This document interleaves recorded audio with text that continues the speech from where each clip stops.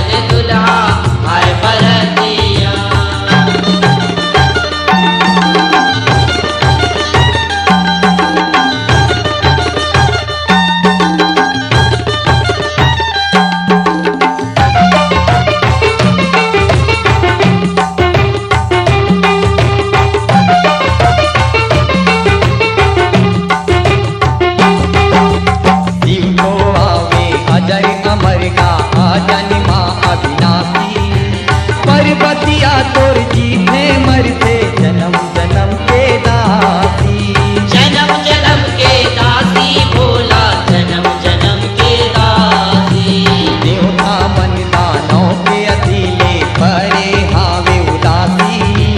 कहाँ गे इंद्र कहाँ गे विष्णु सब लहोगे फांसी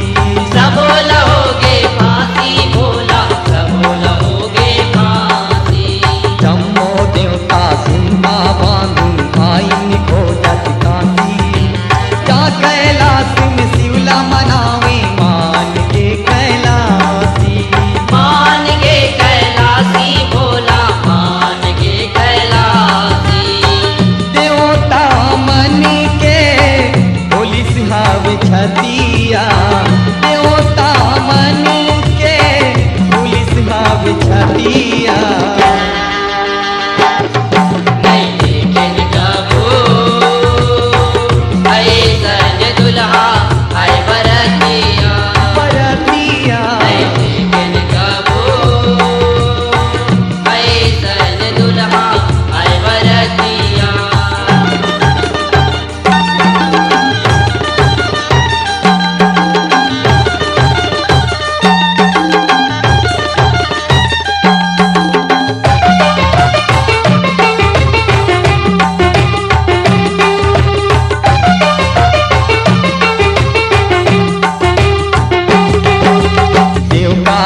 पर नारद मुनि मांगे हिमाचल आवर